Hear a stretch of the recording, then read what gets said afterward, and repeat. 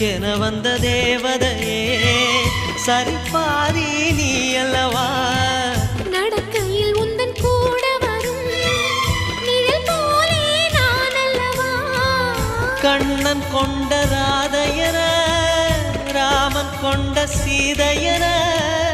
மடி சேர்ந்த பூரதமே